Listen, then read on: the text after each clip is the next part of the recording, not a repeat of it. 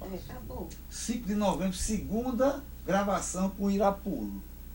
Quando você começa Irapuru, porque na verdade, eu acho o seguinte, na primeira a gente gravou legal a questão do início da tua trajetória político-estudantil. Agora você vai começar a saber o seguinte, como é que entra o lance da luta armada, PCBR, antes, durante e depois.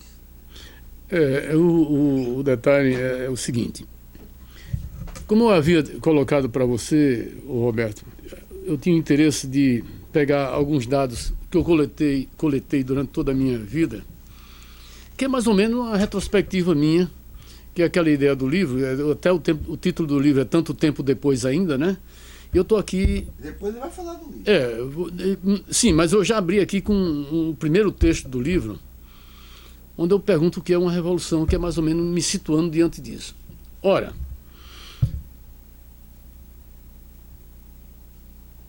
eu quando vim da juventude católica,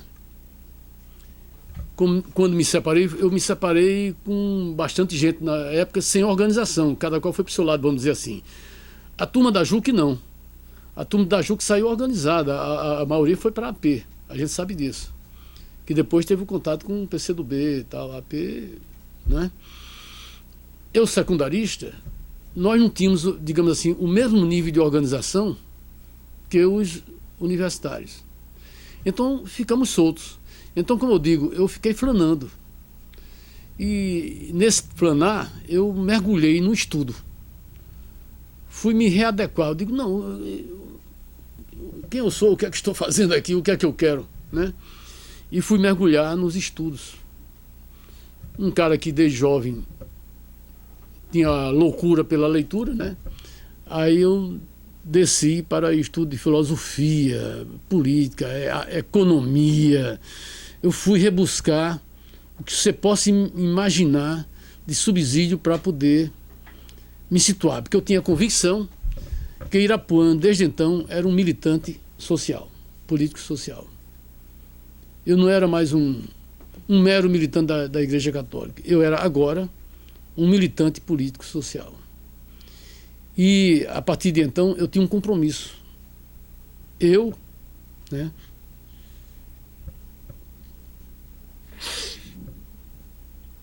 Você desculpa, é porque meu compromisso com a sociedade. Aí eu até digo assim, quando eu fui me procurar, quando o Zeca entrou em contato comigo, que era um companheiro do PCBR, né? Fui indicado pelo Bosco.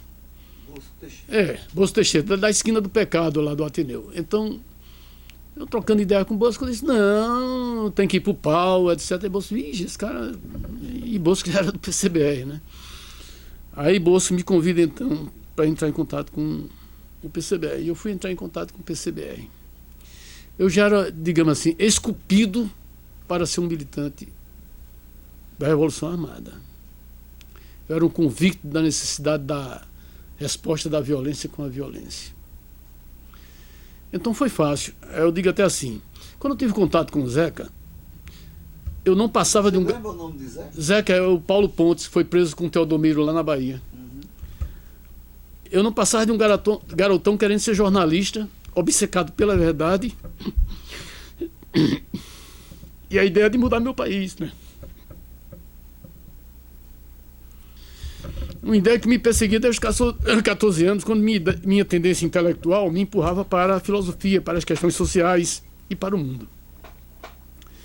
Que me levaram para a juventude católica, que me fizeram sair dali correndo como o diabo diante da cruz, mesmo apesar do processo do esboço de caráter que devo à igreja então.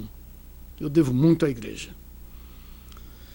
Que fez-me participar da primeira ópera bufa. Né? No dia 1º de abril teve uma reunião lá em casa, ali vizinha João Aureliano, eu e mais uns 4.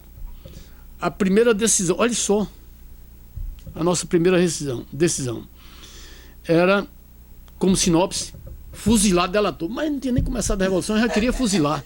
Era uma vontade tão grande de matar que a gente já queria fuzilar, a gente queria se matar. Né? E aí foi, né? 64, primeiro dia, e eu fiquei flanando, né? 64, 65. Ainda passei pela experiência com Antônio Toninho Capistrano, no supletivo de Evaldo, onde eu voltei a ser presidente de um grêmio lá. Nessa época, revolução na revolução de Debré devia estar com então, gás. Exatamente. Então, veja bem, eu nem cheguei aí, isso aí era furado para mim, era papo furado. Era grupo de fogo. Aí o que é que acontece? Eu fiquei flanando, né? E o que aconteceu? Sem contato político algum, mas fui ser jornalista, não fui preso logo em 64. Já tinha me desligado do trabalho estudantil, né? Apesar de ter participado de algumas coisas, nota de protesto contra a presença de Lincoln Gordon, saiu no jornal de Djalma Maranhão, uma nota do diretório estudantil Moacir Góes, de lembrança assim muito querida, né? E das iniciativas que o diretório tomava, né? Todo aluno que passasse, todos os alunos do primeiro ao último ano que passassem em primeiro lugar ganhavam uns livrinhos, Caderno do Povo, né? Caderno do Povo Brasileiro. Caderno do Povo da editora Civilização, se eu não estou enganado. Pois eu tinha Ney da livraria Independência, que era filho que era irmão de Dom Eugênio Salles, né? Ney Santana, patrocinava esses livros para nós, que Ney era amigo nosso de família. Então Ney foi quem patrocinou esses livros todos lá que eu dei para que quando houve o golpe, aí deram fim a esse livro, não sei o que foi que fizeram com ele, estava lá na diretoria, tudo bem. Então eu vinha dessa geração que já tinha o pressuposto de mudança, né? Eu cito aqui alguns nomes da minha época: Gileno Guanabara, Jacinto Saraiva, Dailô Varela, Valdir Araújo, que era a Juventude Católica, que é um cara que eu sinto uma ausência desde então, uma pessoa muito boa, não sei onde é que Valdir se encontra. Ivan Sérgio, que hoje mora em Brasília, Zé Bezerra Marinho, Ginane, Geniberto Campos, João Faustino, Ney Lopes, que essa turma toda era socialista naquela época, né? Então, o contato com o Bosco foi um empurrão que me bastava. Tá maduro, né? Eu já estava pronto para fazer isso. E tem aquele caso, eu tinha tanto... O meu quarto era livre e lepê, tá? O bolachão, né? É o pau que eu mais tinha. Então eu fechava no quarto e ali era um mundo à parte onde eu mergulhava. Eu tinha em torno de uns 300 livros, assim, um quarto pequeno ali na Nilo Peçanha. Disco Só a Peste. E o que é que ocorre? No dia 1º de abril houve até esse detalhe, né? Todo mundo foi se esconder, né? A gente não sabia o que fazer, né? Não tinha nenhuma baladeira para atirar contra ninguém. E eu passei um dia e pouco desaparecido de casa. E quando eu cheguei, o que é que tinha ocorrido? Mamãe tocou fogo em todos os meus livros. Fez uma fogueira. Aquela história que eu contei, da fogueira inquisitória, que eu até depois... né? Que me fizeram leitor de tudo quanto fosse escrito, de Donival Dumont a Mao Tse Tung, né? Num processo autodidata, travado pelo amor materno, inquisidor, na fogueira do quintal da Campos Salles no 1º de abril. De João 23 a Egel, passando por tantos outros subversivos, que fizeram meu pai mudar de opinião sobre mim. Eu ia para um então santinho que eu era muito direito, vai ser padre e tal e coisa. Mamãe passou 30 dias na penitência do Rosário lá por conta de ter tocado fogo nesses livros. Mas tocou para proteger o filho, né? Bom. E eu com o Zeca, sabe aonde? Uma nota de R$5, 5 cruzeiros antigos, cortada ao meio, era a senha do contato. Uma nota de 5 cruzeiros antigos, né? Na Praça Pio X, onde hoje é a Catedral.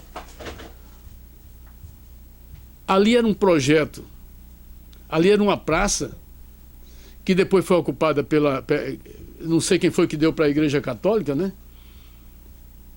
E que nessa sequência a Igreja Católica ocupava essa praça. A Igreja Católica ocupava essa praça e era onde a JEC inclusive se reunia, na Praça Pio X, ali em frente você trabalhou no SAS sabe que Ali havia... era o projeto da nova catedral, né? Isso, Que a acabou ordem, caindo. a ordem. Então, tá que eu ainda chamo Praça Pio X. Tem até uma música de carnaval, um frevinho, de um amigo meu que ganhou um concurso aqui em Natal, Praça Pio X. É lindíssimo esse frevo, muito bonito. Ayrton Ramalho, que ainda é vivo, por sinal.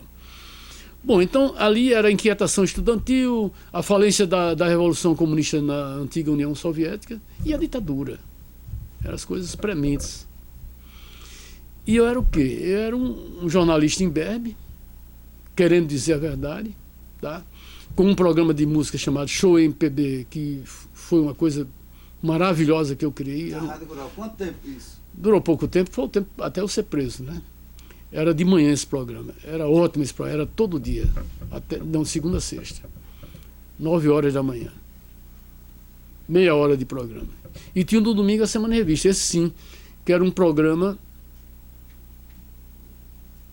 de coisas de evidência durante aquela semana. Fala aí, mas quem trabalhava com você na Rádio Rural para não perder? Paulo Tarcísio, Emanuel Pereira, que hoje é ministro do Superior Tribunal de alguma coisa, do Trabalho, se eu não estou enganado. Pereirão. A mulher de Cerejo? A mulher de Cerejo não, a mulher não, Rejane Cerejo, vamos dizer assim, pitigoraram a Rádio Rural, eles não eram funcionários da Rádio Rural. Apresentavam um programa musical, né? Que eu tinha maior preocupação, porque ela é por conta do parentesco com o Otomar, né? Que Rejane, eu não digo nem Cerejo, que eu não sei nem, eu não me lembro assim, mas Rejane não tinha o traquejo da locução. Então era horrível aquela coisa, mas como a nossa rádio era uma rádio pobre, você conhece muito bem disso, a gente engoliu em seco, e foi exatamente na época que eu fui diretor artístico da rádio, né? Então apresentaram o programa ligado a pessoal do tropicalismo, esse negócio de tropicalismo, que Cerejo, por sinal, depois eu me encontrei com Cerejo uma vez, eu acho que Cerejo não me conhece não, num bar lá no Morro Branco. Eu estava com um argentino procurando um local de trabalho para esse argentino, que ele queria botar um bar. E Rejane e Cerejo estavam lá sentados aí e me apontaram assim como se eu fosse alguma coisa muito esquisita. Porque teve uma coisa que eu reconheço, que eu fiz assim. Numa cidade como Natal, você ser clandestino, no mínimo é uma piada. Não é? No mínimo é uma piada. Mas quando você está com aquela coisa de fazer, não tem quem tire, não é você sozinho, é todo um coletivo voltado para falar, não, é isso mesmo. Então, claro que a gente usava mil subterfúgios para que sequer a família da gente nos visse. Mas como é que não ia nos ver numa cidade como Natal? Hoje é pequeno. Você na Rádio Rural e já não, eu não estudava mais não. Já na atividade semi-clandestina, no caso, porque eu trabalhava. O que é que ocorre?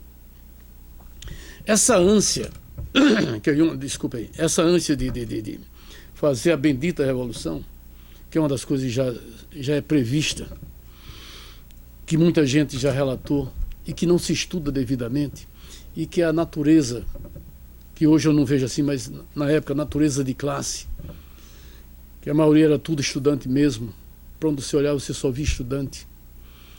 Tinha aquela pressa mesmo e isso foi avassalador. Isso foi o que nos derrubou, mesmo no caso do PCBR, do Carmo, que no caso do PCBR, nós nascemos, como se diria da época, da elite do partido. Não existia dentro do Partido Comunista Brasileiro uma elite igual à elite que rompeu com o PCB contra a elite que veio para o PCBR. Está entendendo? Os três principais, a partir de Jacó Gorende, que era o intelectual principal deles, que formaram o PCBR, mas não tiveram, digamos assim, a sensibilidade para, nesse processo de rompimento com a política do PCB, entender que o outro lado dessa prática não poderia ser tão e somente o diferencial. Não, eles não tem que ser luta, não tem que ser luta mata. Como é que você fazia? Né? Ele, Apolônio e Mário Alves. A figura belíssima também. Dos três eu conheci Paulo, eu conheci Apolônio e conheci Jacó. Só eu conheci esses dois. Apolônio já no PT. E Jacó no retorno do BR, quando eu fui para São Paulo para reconstruir o BR, mas Jacó já não queria muita conversa não. Aceitava, mas não queria muita conversa com o BR, que era uma coisa que o BR deveria ter discutido. Por que Jacó Gorenner não quer voltar para o PCBR? Ele saiu? Porque eu saí do PCBR? Não, eu fui solto. Quando fui preso, eu era do PCBR. Pô. Eu fui processado pelo PCBR. Você tem aí, no Brasil Nunca Mais, está aí o meu processo. Mas e aí?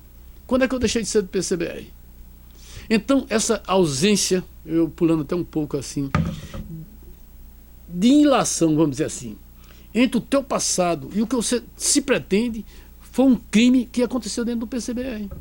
Que quando eu cheguei no PCBR, o novo PCBR, por exemplo, no Maranhão, com o Bruno Maranhão, eu fiquei abismado. Disse, não, eu tinha uma proposta para o PCBR. Era acabar com o PCBR, olha que história. Eu não tinha proposta, era acabar com a revolução. Antes, pelo contrário. Por quê? No dia que Marcelo foi preso lá em Pium, e eu estava lá com ele... Marcelo Mário de Mello. E eu estava com ele lá, com o Cilton. Não fomos presos porque a gente teve uma tarefa aqui em Natal. Quando voltamos para lá, estava tudo tocado fogo já. E eles foram tão burros que eu acho que não souberam torturar suficientemente Marcelo, para Marcelo abrir, porque a gente ia voltar. A gente fazia parte da base, que era uma retaguarda teórica do encontro do CC lá em Pirangi. Nós estamos fazendo parte de uma base de apoio às discussões que ia haver. A gente ia mastigar as discussões que iam haver em Pirangi e Marcelo era o encarregado de levar a relatoria do que a gente discutia da nossa experiência aqui. Está entendendo? Que era uma coisa maravilhosa. Na época que o PCBR chegou a esse estágio, foi a época mais avançada do PCBR, segundo eu acho. Está entendendo? Quando eu reencontrei o PCBR já estava mais para trás. Está entendendo? O PCBR estava naquilo que eu chamo de oportunismo de esquerda, que se aproveitou, porque aí vem a mesma história de eu ter sido eleito presidente do PT aqui, porque era comerciário. Porque apareceu um líder que se projetou nacionalmente por conta da esquerda, na verdade, mas ele era líder lá em São Paulo. Se você pegar o meu texto, quando eu falo sobre o PT aqui no Nordeste, que eu digo assim, solidariedade ao povo nordestino, o discurso que não houve, que foi publicado no jornal do PT, o pessoal do PT daqui em Natal disse, Irapã, você teve um texto publicado? Eu nem tive. Eu fui fundador do jornal do PT, todo mundo me conhece, cara. Foi uma colaboração minha e botaram no mesmo dia que chegou lá, não, isso aqui é de Irapã Publica. Eu dizia então, quando eu cheguei em Natal, o pessoal me confundia com o pessoal do PTB. Pô, tinha paciência. Né? Era isso o Nordeste. E eu até alerto, digo, olha, o PT tem... Aí foram inventar a Bolsa Família, foram inventar umas coisas que eu acho totalmente erradas, que não era para ter inventado. Só que essa história de Bolsa Família está no fundo ideológico, na verdade, de resquícios muito anteriores, que vem na base, digamos, do trabalhismo, que é até do trabalhismo de Getúlio Vargas. Mas quando é que Getúlio Vargas foi trabalhador? Mas ele teve um projeto trabalhista, né, que permaneceu, que permaneceu na superfície, que você viu depois, quando, por exemplo, eu entrei para o PT, porque o PCBR me obrigou. Ora, eu já estava questionando o PCBR, como é que eu ia entrar no PT assim de cara? Mas eu não tinha o centralismo democrático. Eu entrei no PT, tá entendendo? Mas eu já questionava, então eu disse, eu elaborei ainda um texto, que eu não sei se nem está aqui, eu tive tanta raiva que eu acho que eu rasguei. Eu propunha o PCB se transformar num movimento de luta popular. Porque aqui em Natal, aqui em Natal nós tivemos a primeira experiência real de um partido comunista envolvido com a igreja em trabalhos clandestinos. Sabe onde? Em Parnamirim, dentro da base militar. Nós tínhamos freiras, eram 2 freiras. Que ano é isso? Sabe como é isso? Em 69. Nós tínhamos 2 freiras que eu nunca conheci, por conta da nossa, eu soube depois, porque tinha um filho de um sargento, que hoje está no Acre, é professor da Universidade do Acre, que era militante do quê? De um negócio chamado FREP. Frente Popular Revolucionária, cara. Que era uma adipose do PCB, eles nem sabiam o que era. Tá entendendo? Então, tinha uma turma dessa em Mossoró, né? Bom, aí em Mossoró eu já não sei. Já é outra história. O que é que acontece? Tem uma história também de Caicó, tem um pessoal de Caicó que Cortez falou depois. O que acontece é o seguinte, para não perder o fio da meada, eu não posso... Então, essa coisa cultural, ideológica, amorfa, que não tem nada a ver com o que a gente entendia na época por proletariado, a gente vê no comportamento das pessoas. Eu não esqueço aquele Dante Pelacani, eu já falei isso para você em alguma oportunidade. Quando nós estávamos discutindo em São Paulo, cria o PT, melhora o MDB, vai para o PDT na época de Leonel Brizola, né? Que quem comandava o PDT de São Paulo era o Mino Carta. Então o pessoal do Mino Carta veio me procurar. Então eu fui para o encontro do retorno, só para falar sobre a história desse trabalhinho, para chegar na história do PT. Do retorno de Leonel Brizola para o Brasil, eu fui com o Vasco, que era um jornalista companheiro meu de Notícias Populares. O Vasco já adiantado de idade, doente do coração. E no dia que a gente estava lá, no dia anterior, a Revolução Salvadorenha, né, da Nicarágua tinha... Não, minto. Tinham fuzilado o cara aqui no Paraguai, se eu não estou enganado. O ditador. Como era o nome dele lá da Nicarágua? Somoza? Não, Somoza, né? Somoza. Tinham fuzilado ele aqui no Paraguai, em Assunção. Aí lá na BI nós tínhamos um jornal de parede. Eu fiz um desenho lá com uma foto de Somoza e uma bala no focinho dele lá. Tá? A BI nesse tempo se permitia isso, lá na Rua Augusta. Pois bem, o que é que ocorre? Eu não esqueço nunca, Vasco, dentro do seu espírito, dentro do seu espírito de militante antigo, né,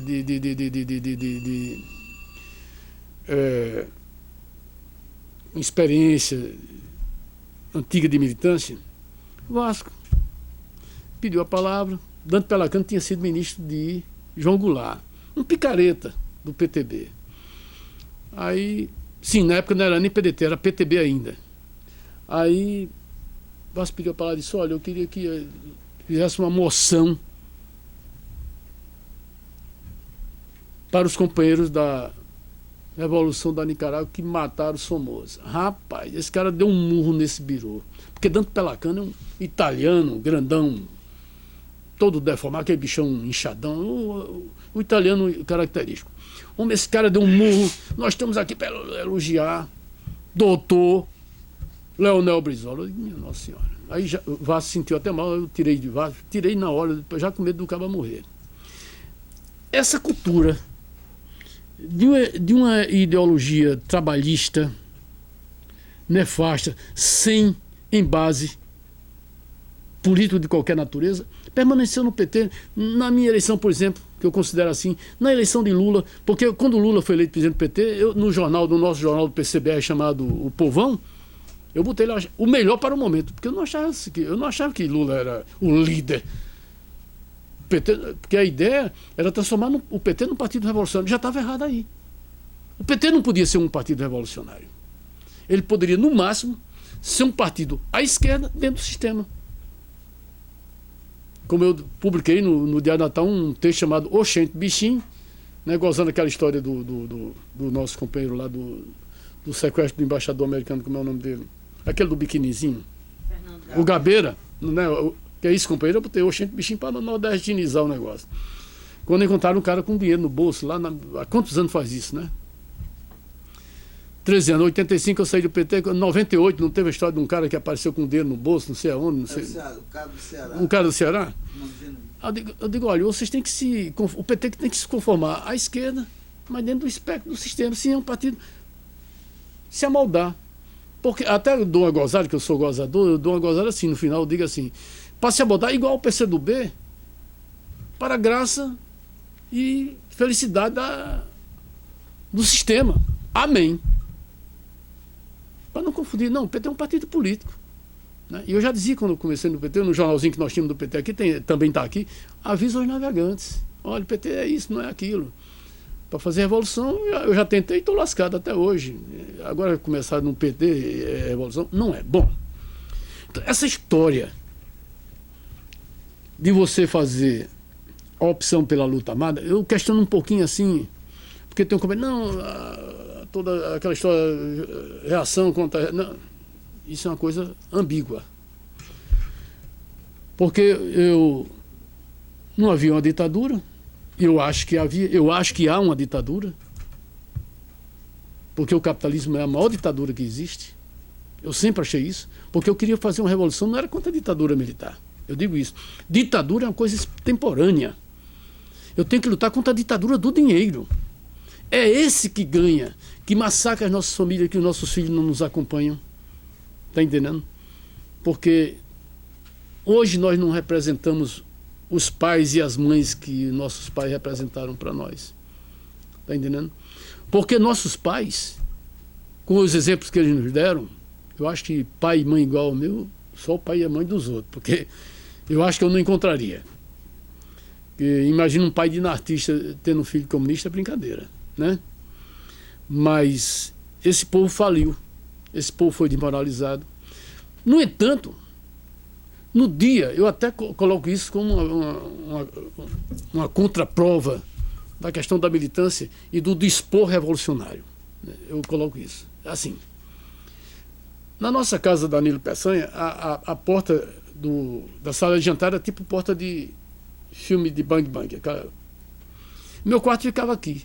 Aí quando o menino que tirou Dermi Azevedo uma vez de uma prisão, me socorreu, disse, rapaz, o exército está aqui e vão pegar você.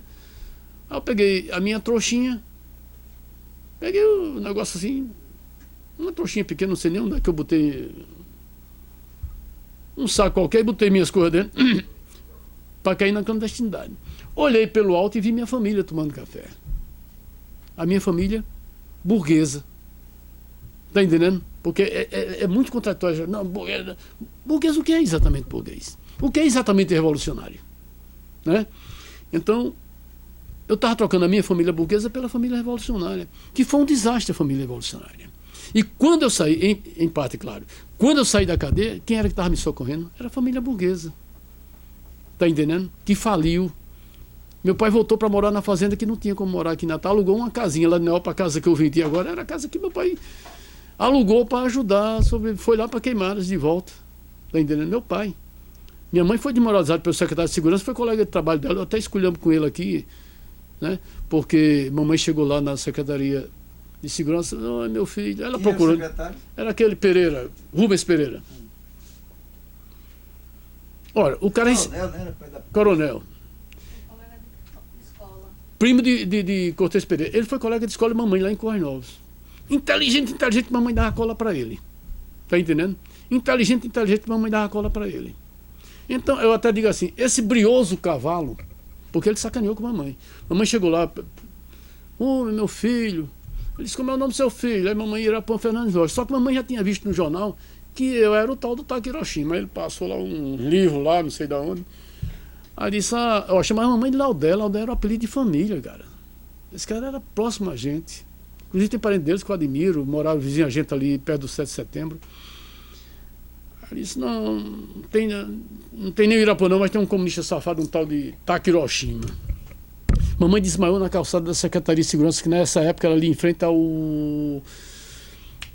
negócio do Sesc, restaurante do Sesc ali na Rio Branco. Era ali num casarão que ainda é muito bonito, por sinal, ali na esquina.